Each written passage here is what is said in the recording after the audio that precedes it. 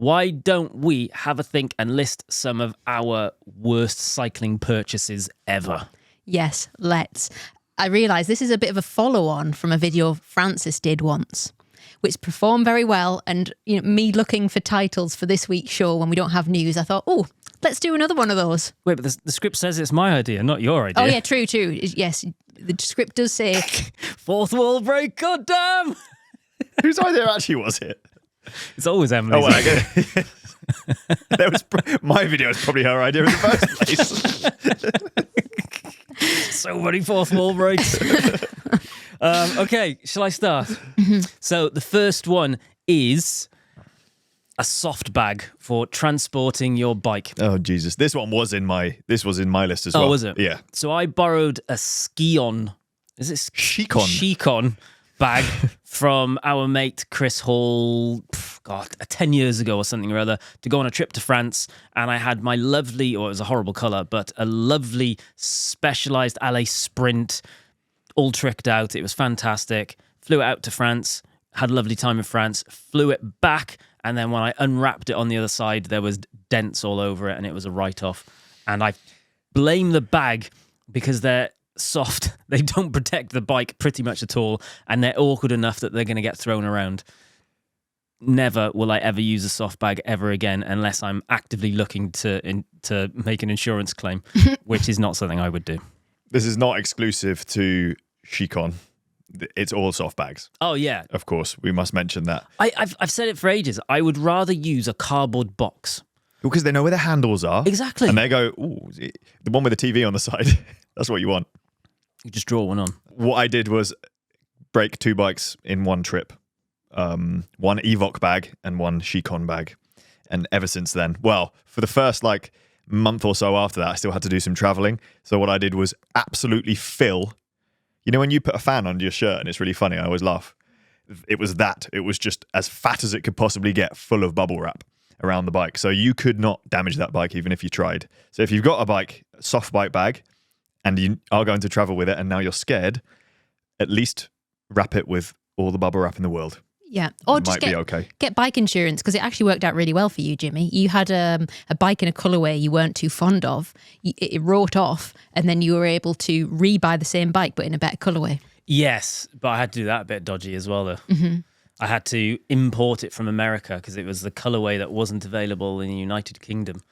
And I convinced a bike shop to sell me a bike as an American transaction and then separately ship it to me, which they are not allowed to do based on their contract with Specialized, but they did it ananyway. Get a bike box, Alan, or a Buxom, or Alan! any of it. Alan! Alan! Alan! Alan! Alan! Alan! It's not Alan. It's Steve. Steve. It's Steve. Bike box Steve is his nemesis. Okay, first on my list is Aftershock headphones. This wasn't on my list, but I agree. Agree. So I will caveat this with it was an early version of them. I don't know what they're like now. I bought these, get secondhand off our friend Ben. I don't think we ever paid for them.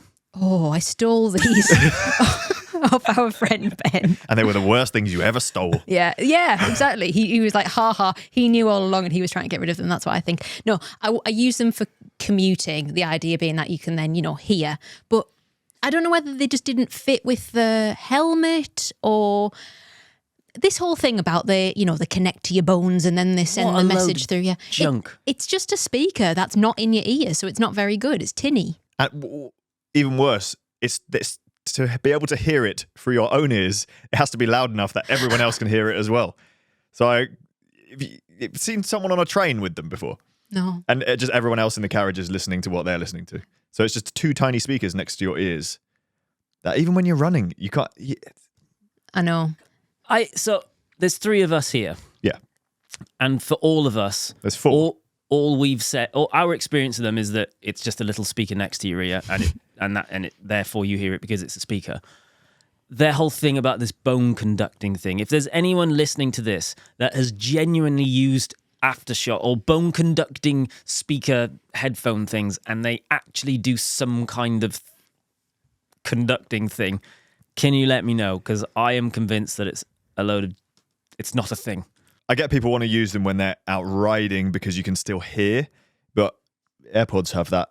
They have a setting that you can just put them on and then you can hear what's going on. Transparency. Not that I would, or just wear one. Just wear one. Yeah. That's not on the car side. I don't know. Do what you want. Do what you feel safe Yeah, do with. what you want. Don't they have like a version for swimming? Aftershocks. Yeah, I'm sure. What they does the do. music sound like? Anyone in the pool can hear it. Right, move on. What we got next? All base layers. And this is not going to be for everyone. It's just my worst purchases because I decided very quickly that they make you too hot. And they definitely don't make you cooler by wicking away sweat. It's a lie. Sold to you by big like base layer. So you wouldn't appreciate this because you're a skinny person. But what I can tell you for the majority of the world that are not a skinny bike racer, the reason we wear base layers is because they add confidence. For whatever reason, they just kind of hold you in and neat and tidy and make you feel more compact and sucked in. Even though they definitely do make you a bit warmer, it makes you more confident and comfortable to be wearing very tight lycra. On that same vein, I think they distribute sweat better because if it's just you next to your jersey, you get sometimes little prickles of sweat, which is fine. We all sweat and we're doing exercise fine. But sometimes it's a bit under booby or it's just like a little bit like random on your stomach. Whereas the base layer catches that and then it doesn't show through to the jersey as much. They do that, actually. Yeah, that's a really good point. So maybe the idea of wicking isn't moving sweat away, that whole marketing slogan for sweat wicking back in the day. And actually what it does is it just Captures it in between. allows it to spread in a more pleasant way. Agreed. But also, I will go back to my original statement, is we all sweat and we are doing exercise and we should be allowed to see Be sweat. sweaty. Yeah. One reason what I would wear them if I was racing, because there's something to be said for an extra layer between you and the road when you crash. So potentially it could reduce road rash, but yeah. Fine. The most annoying bit is not being able to take it off if you're too hot. Everything else, you can take a gilet off, stuff it in your pocket as you're riding. If you have a little, small jacket, rain cape, you can take that off, stuff it in your pocket when you're riding. Jimmy's got his hand up like he's at school. Why don't you take your jersey off? I do. That's the coolest. No, but so you've just got a base layer on. So you just go down to base layer. Yeah. Well, I can wear one of those Lacole jerseys that's made out of base layer material, and then you get sunburnt all through it. Yeah. They ever get in trouble for that? I don't know. Are you With allowed who? to sell it as a jersey if it doesn't actually have Well, to yeah. declare, like, you probably wear sun cream underneath? Well, just because it's clothing doesn't mean it protects you from the sun. So what you should be doing as a consumer is actively looking for stuff that has sun protection. We used to get people email us and asking us what the sun protection factor of our fabric was. Some people care. Yeah, it's high but not impenetrable, Yeah, because you get burnt, you get tanned underneath it. Well, a lot of fabric, sports fabric these days will be factor 50. 50 plus. Yeah. Right. But not if they're mesh, ultimately. Next one. Giro lace-up shoes. So I actually have a pair of white SPD Giro lace-up shoes with rainbow laces that I absolutely love. I've ridden those shoes more than any other shoe on a bike ever. They were my commuting shoe. I've owned them for 10 years or something or other. I was obsessed with them. I absolutely love them. I hadn't used them for a couple of years, and I've been using some other shoes, most notably winter shoes to keep my toes warm.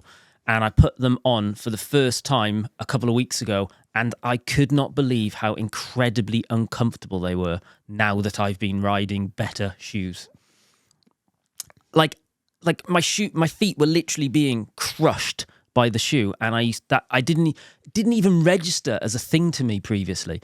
I guess what this point actually is a tribute and a reminder to there are so many things in the bike industry that you just tolerate and you think are normal, but actually then there are often better options out there, but they usually have to spend money to find out, sadly. Especially with shoes, they're very expensive. I remember Lawrence used to wear the lace-up Giros, but he got so bored of tying them, he just used to put the laces inside, ride with them undone. Next one is mine. Rollers.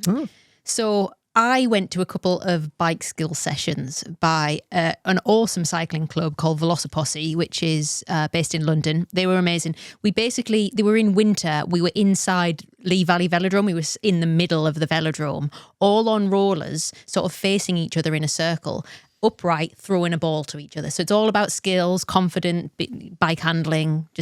It was scary, but I learned a lot of skills and a lot of confidence. However, I got too carried away and I decided I want some for myself. So our friend Chris Hall, he had some that he was selling. So I bought them. Very quickly realised that it was not as fun when you're just doing it on your own because there is no distraction from the impending doom of falling off. So they just very quickly, I think I did it like twice in our flat and then I decided I didn't want to do it anymore and they gathered dust. I've got 2 points to make. The first one is I hate rollers. And the second one is not all rollers are created equally. For whatever reason, the ones that we had were just really hard to ride, whereas the Tax ones that we've got here in the studio are rideable. I don't know why. Because they're concave. It's like an hourglass shape roller, so it pushes you into the middle.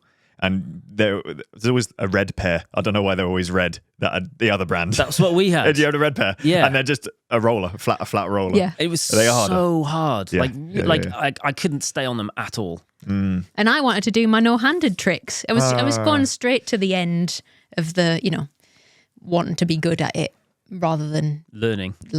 It's a shame. Once you crack it, it's such a good tool because, well, it's so cheap in comparison and portable. Comparison to riding a bike outside.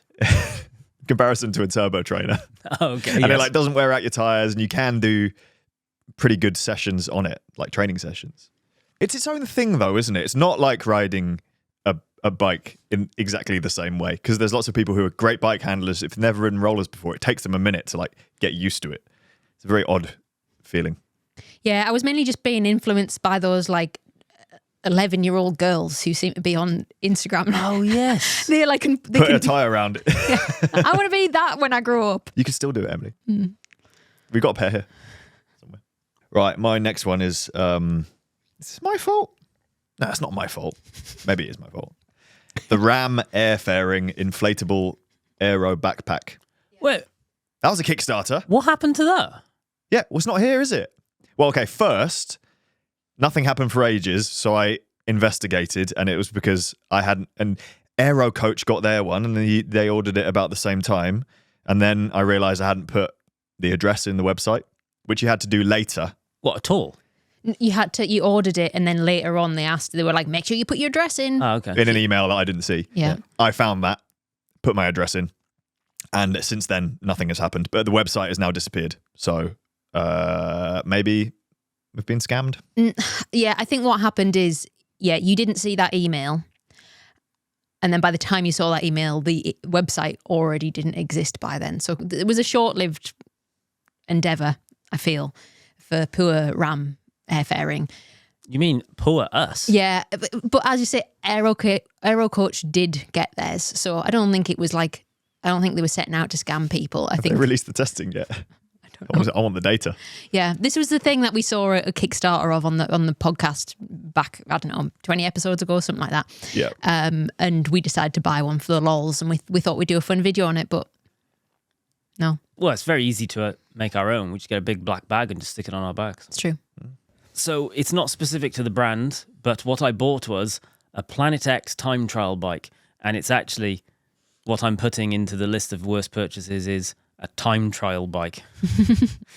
I think I probably used it in total about 40 times. And I would say most of that was training and maybe probably five races, a couple of triathlons, and then a couple of time trials. You were actually training on it. That's more than most people do. Well, I had to, otherwise I would crash. It's like World Tour pros jump on their TT bikes. Well, not anymore. They're a bit more science-based, but it used to be like would jump on it on race day. Does that look all right? Whee. That must have been a long time ago because most of them do loads of training Now rides they on do. TT bikes. I do like a TT position, but I was always trying to get it super, super narrow because obviously it's more aero. But then you realize how unstable a TT bike becomes when you start bringing your hands closer and closer together. Like, I have such an appreciation for the positions that the pros ride in because they are properly unstable. In hindsight, I should never have bought it, even though I liked having it, and I should have just got a super, super fast aero road bike. So I ultimately had a custom-made steel race bike and a fully carbon, massive tubular-tired TT bike. And of any of the races that I've won that involved a bike, I always won on a steel road bike instead of a super fast time trial bike. Waste of money. My next one is expensive steel cycling water bottles. I thought you really liked them, don't you? I do really like them, but this category is worst cycling products. I made you buy me these. I love them, but I have never once used them on a bike, and I don't think I'm ever going to. So I have a thing about every quarter I need to buy myself a new interesting drinking vessel because I find it hard to drink enough liquids every day. I'm usually quite dehydrated, and I just hate the feeling of drinking. I know that sounds really weird. I don't like the sensation of drinking. If I try to drink like gulps and gulps, it makes me kind of gag. So I try to buy fun things to make drinking interesting. Have you ever noticed how, like, pay attention to how Emily drinks every now and again? It's like... She makes a funny noise sometimes, I've noticed. Do like I? a squeak noise. I think you've said You'll be that. like... So that's kind of the reason I wanted them. They're really good in, it's steel.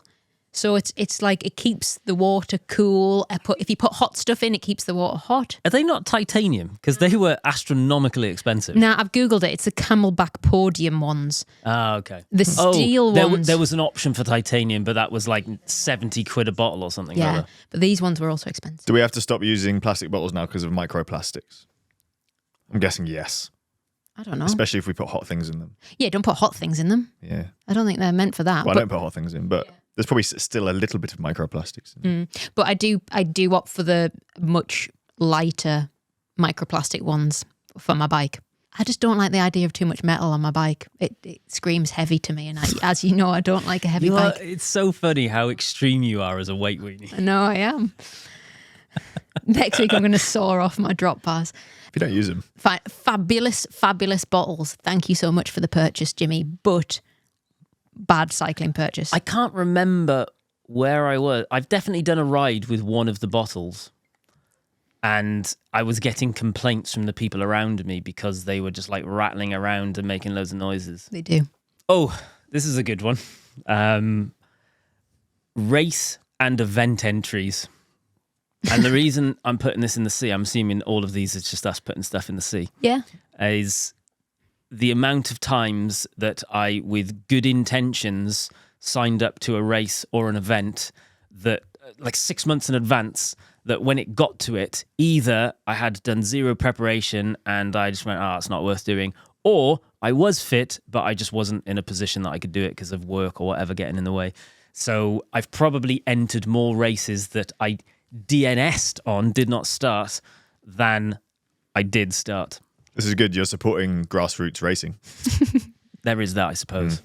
Yeah, I would agree. I went through a phase of, I need to motivate myself. Let me sign up for a Sportive in spring. And then it comes around and I'm like, do you know what? You just take the day off, Emily. I'll get, It's annoying when the past you has signed up for something for the present you. Yeah. That guy. Exactly. You don't like being backed into a corner. I'm like, no. Just like said yes to going to see friends. It's on the day or nothing at all. I do very much agree with that. I don't like making plans. Because mood changes. Exactly. It's like Emily will just be like, do you want to do this thing next week? I'm like, Don't know until next week. How are you supposed to know? He's the worst for this, though. He does this with holidays as well. And then so you have to book a last minute holiday, try to find somewhere you want to go that's not incredibly expensive. It's hard. And then he goes, it's so stressful booking holidays. Yeah, because you leave it to the last minute and there's not any options. Well, even when you don't leave it to the last minute, it's all the planning that annoys me. Legitimately, I would rather it be like, right, okay, we're going on holiday. Go to the airport with a bag and be like, right, let's pick something. And then you get there and you go, right, where are we going to stay? Well, let's find something. Where are we going to go for food? Restaurant. Doesn't like that. No.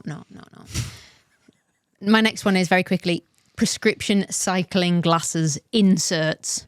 Some brands do just prescription glasses. They're a great idea if your prescription doesn't change a lot. Mine does. So I thought, well, maybe I'll go in the middle and get an insert. It's slightly cheaper. I've tried 2 different ones from 2 different brands. They don't work for me. I don't know whether I've just chosen badly. They don't work for me. You put them on and it's like a house of mirrors, like everything's wobbling about and feel sick. Couldn't even get through one ride with them. Crap. I'm glad you because I was going to say, what do you mean they don't work for you? They've got like a weird sort of concave shape. I don't know. I can't see properly with them. Have you thought about LASIK? LASIK. LASIK or LASIK. There's 2 different types. Laser eye surgery. Yeah, what if it goes wrong though? I'm scared. It's a very, very low chance of it going wrong. Yeah, but what if it does? Yeah. Better the devil you know. You could have a whole life of not being able to see properly, which is already the situation you're in. But no fix. Yeah, but no, there's no fix. You could have a life of not being able to see. That's true. Yeah. Or other, like, I don't know, watery eyes, hurty eyes or something. And just contact. That's what I do. Does it work for riding? Or do they get like dry or something? No, if you Something have proper cycling glasses on, it doesn't work as well with like normal sunglasses as they go underneath, but a proper cycling sunglasses where it like the wind doesn't go in your eye, it's fine, I think. Right, you got one more, haven't you, Jimmy? Cheap mud guards. And I don't think cheap is maybe fair. Mud guards that are bad quality. That don't fit? Yes, generic mud guard sets are any that I've bought in the past have been impossible to fit, and I've tried fitting them and I failed, and I've ended up just binning them shortly after trying to fit them. However, I do love mud guards, and there is one brand I have fit 2 sets of, and both times it has been super easy and they are super amazing. And it's not even about this brand, so I'm not even going to name the brand. No, go on, do, because people will be going, oh, well, I don't want to waste my money on bad ones. Yeah, but they're really expensive though. Oh, just name them. Portland Design Works. They're metal fenders. You have to import them from America. They're Condor in the UK sell them. It's about 130 quid for a set of mud guards, and they are absolutely class. They just always work because they're metal. They're super solid. They don't wiggle around and bounce off of stuff. They're absolutely class, and they're the only mudguard / fenders I've ever bought and fit myself that have actually worked. Fine, we'll do with that what you will, listeners. Should we run through some of mine quickly? Go on then. There's an in-depth video on all of these. I'm just going to go through them one by one, very quick. Solid tires, because it sounds like a great idea and it's obviously horrible. Speed plays. I did not need that much adjustability from a pedal, and they develop lateral rock very quickly, which some people react to really badly, and I ended up with pain in my legs and knees. AliExpress fake saddles. They are not all created equal. The AliExpress one peeled away, and then we managed to snap it with not much effort at all. Evoc bike bag, because it's a soft bag, destroyed a bike. Physique Arione saddle is just a straight plank of wood that you sit on. Potato on a stick. Fixed cleats, which were really popular because it feels like your pedals get like fixed. There's no float in them at all. In Shimano pedals, that would be a red cleat. Look, it's black. Both of those are fixed. Some people use them on the track, but in most cases, it's just going to cause you knee pain. Rotor Power Generation 1. The first power meter that Rotor released. The new one's probably fantastic. The old one was the first iteration. And when you're buying a new product, that is the first iteration. Often, they don't work very well. As we said last week. A random number generator. Yeah, as we said last week. Shit, bike hangers. I don't know what this means. Oh, the things to hang up bikes. Bought them from, they were called Jobsworth bike hangers from planetx.com. You're a Jobsworth. Yeah, it was. They are Jobsworth. And you hang up the bike, but they don't, you need 2 hands to do it. They're just a pain in the ass. Trust me. Velo toes, rip them straight away. Continental Gator hard shells. Life's too short to ride tires that are that hard. I'd rather fix bunches by the side of the road. Fake sunglasses, smashed into oblivion and go into little shards of spiky plastic that can stab you in the eyes. Stan's dart, you poke it in to fix your tubeless holes, and then the end just comes off. And then luckily there's another end which does exactly the same thing, and then you just end up putting a tube in.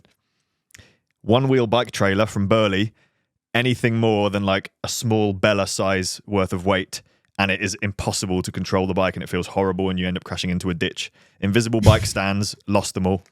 Bike bungee, just use an inner tube. Some of them are pretty niche, to be fair, aren't they? But it's all good information. Thank you for that, Francis. No problem.